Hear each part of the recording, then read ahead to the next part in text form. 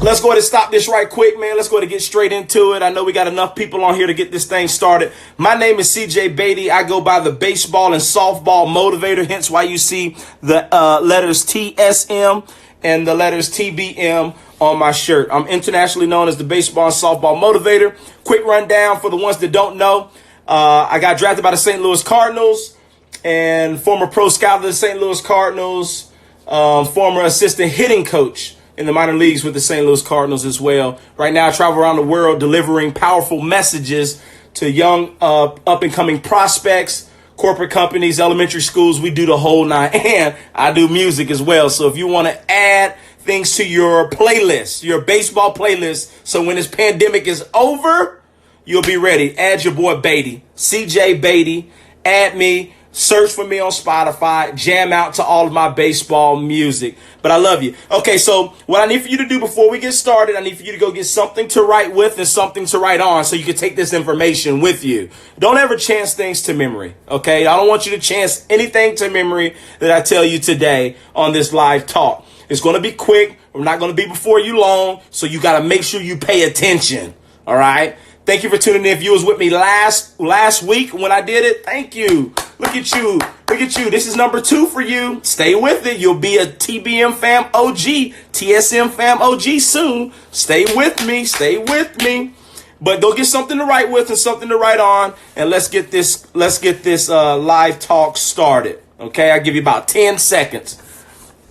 10 seconds to go grab you a pen and something to write on. Okay. Ooh, I can't wait. This is a great topic. Something that needs to be covered. Something that's going to help you make sure you stay on track or get on track during this off season. You see, I'm calling it off season, right? Okay. So you'll catch up. So once again, welcome. Today's topic I want you to write at the top of your paper is this. I must stay consistent. I must stay consistent. And for the ones that don't know, I'm going to put my page right here. CJ Beatty 44 right there. Write that at the top of your paper. I must stay consistent. We're going to have a conversation about this. I must stay consistent. Easton Baseball asked me to come back on here, and they really enjoyed the interaction that you guys had last week with me. And I was like, yo, that's dope that you're asking me to come back. So I immediately started thinking about what in the world can I talk about this time? You know, I have all these things to talk about, but what would benefit these listeners today, right? And the word that came out was consistency. When this pandemic hit, right? When this pandemic hit, everybody's just started flooding the social media, and it was a great thing to do, you know, with drills, tips, and everything, right? To keep you ready for whenever this pandemic is over, correct? You want to stay ready. But then last week, I wanted to talk to you about keeping your mentality straight during this, because if you don't practice your mentality, you're going to be the same person that you were before the pandemic hit, whenever the pandemic is over, right? So we covered that. But the consistency is in place because I noticed something, and I want you to ask yourself this honestly, or if you've seen this on your social media news feed. Have the posts died down with people doing drills? I know they have on my end. People doing drills on Instagram, it's died down so much. It's died down. Every single day it's died down. You know why? Because people are struggling with staying consistent. You need to focus on consistency. Consistency is very key to your development, okay? When you start to hear something, give me some hearts. Let me know. Give me some hearts. Comment yes. Comment preach. Comment amen. Let me know that you're with me with this, and if I need to continue to expound on it a little bit more, let me know, okay? But we got to focus on consistency. It's just like New Year's. Okay, every time December-ish comes around, everybody looks forward to the new year, because when the new year comes, I'm going to be this different person. All the gyms are packed. All the batting cages are packed. But if you think about it, all that stuff starts to die down. You get to March, you get to April, you get to the summertime, all the gyms aren't as packed as they used to be come January, February. Why? Because people didn't focus on consistency. If you're listening to me right now on this live talk, you need to focus on doing those drills consistently. Okay? You need to be very consistent with all of the things that you're doing. Even when you don't feel like doing it, you need to make sure that you're consistent when it comes to doing these drills, these tips, and everything motivation that we talk about. Because let me tell you something, your competition might give you an opportunity. Your competition might slip up a little bit and give you an opening for you to take their spot when this is over, right? But see, if you focus on being consistent, I guarantee you that during this tough time, you will continue to go like this on your graph, on your line chart. The ones that were just all hot air and man, this is it. They ain't focused on consistency. They only want to work when it feels good. They only want to work when it's convenient. They only want to work when mom and dad tell them to. They only want to work they only want to work when it's when coach calls practice. All right. You focus on being consistent, and that's one of the things that matters the most. OK, the next thing, I want to share a story with you, a very important story with you that during my time with the St. Louis Cardinals as a player, my first spring training, I want to share a story with you that really helps shape this topic of consistency. OK. One morning, I had to get up in the rehab van to go to the stadium. I was in West Palm Beach, Florida, staying off a Military Trail. Shout out to the people that's from Florida right now, that's in the Palm Beach County area. I was off a Military, staying at the Doubletree where all the minor leaguers stayed. And I was on the rehab van and I was going to the park. It was pitch dark outside, right? We had to get on that rehab van, 5:30. Meet out there and head to the field to get your early morning treatment, right? So as we're getting ready to pull up to the field, I noticed that the lights were on, right? The lights were on some of the back fields. And I was like, what's going on back there? So as we pull up to the stadium to get ready to get out, I noticed that there was a lot of cars out there. I said, man, I looked at my watch. I'm like, yo, it's about 6 o'clock, 6:10 in the morning. What is going on out here this early? So as we're starting to walk to the clubhouse, right? All the rehabbers are starting to walk to the clubhouse. A guy was hustling out. A minor leaguer was hustling out in full uniform. And I yelled at him. I said, yo, my man, where you going? What's going on back there? Guess what? Albert Pujols was out there. That was when he was back with the Cardinals.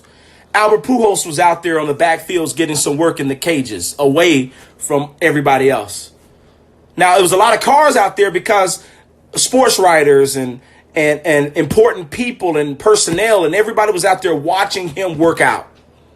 So I had enough time before my rehab started. I hustled out there to see what was going on. And to be amazed, he was out there hitting off of a tee.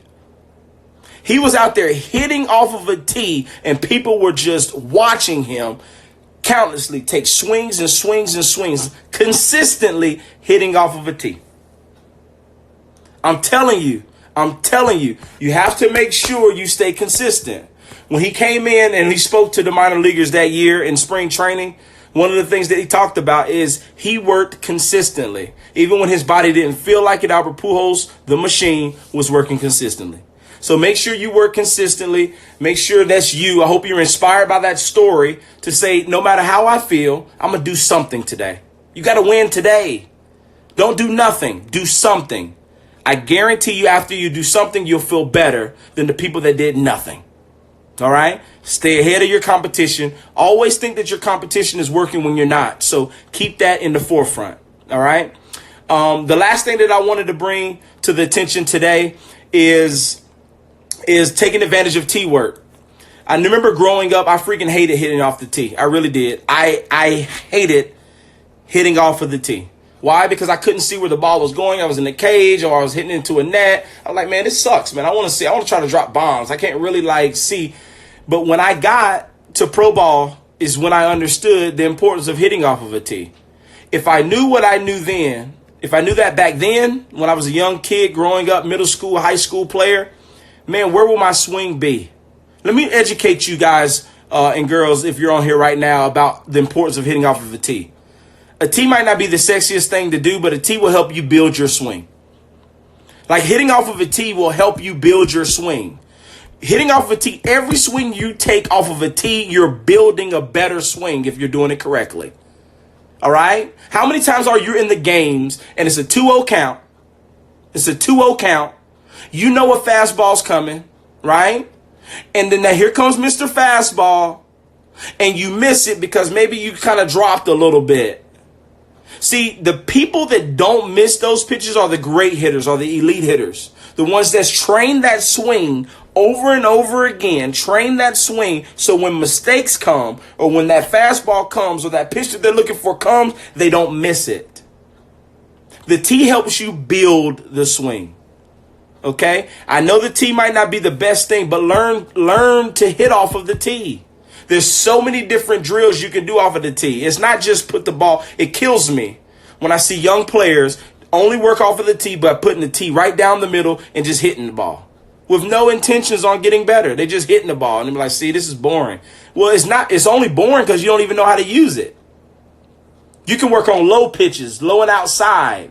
You can work on high tee, different locations, more out front. Okay? You could do super high tee, put the tee on a bucket and work on high tee. It's so many things that you can do to work on getting your swing and building it up. All right? Don't just continue to work on right down the middle because every pitch is not going to come right down the middle. Repetition, build your swing over and over again. Guys, that right there is the bulk of what I wanted to talk about. Be consistent during this. Stay focused. You know, for me, if I was a player right now, I know that there's no sign of when this might be over. I don't know. Nobody knows right quick. We're just praying that it's quickly. But be intentional about getting better every single day. Act as if you're going to be able to play this summer. Okay? Don't sit right there and wait for somebody to give you a date for you to be like, oh, shoot, I got to turn it on. The president said that we'll be back in the summer. So now I got to know. You shouldn't have stopped. Real grinders don't stop. Real grinders don't have to worry about when should I start. No, grinders grind no matter what because grinders is their lifestyle. Grinding is their lifestyle. Like the people that are like grinders in life don't have to be reminded to practice. They don't need their mom and dad to tell them what to do. They just wake up and they know that they got to grind. They can't shut it off. All right? Make sure you're that person that can't shut the grind off. See, that's the difference. When I go and speak at these schools, in elementary schools, middle schools, high schools, university athletics, and I tell the difference between a championship ball club and the difference between a club that's not as successful as a championship ball club is the hunger for the grind. Like when I go and speak to a championship ball team, like when I spoke to Wake Forest baseball team, I said, this team is comprised of grinders that don't shut it off even when they're outside of practice. They don't shut it off. And so you shouldn't either. You don't want to shut the grind off. You got to grind it out. You got to know why you're grinding. If you're grinding for something that makes you upset and you're like, man, I'd rather not, maybe you're grinding for something that you don't even want. But if you say to people that you're going to be the next draft pick, you're going to be the next person to get a scholarship, you're going to be the next person to do this, but if you're not willing to grind for it when it gets ugly, then that's not the sport that you need to be playing. That's not what you need to be doing. All right? Grind, turn it up, get after it, do what you got to do.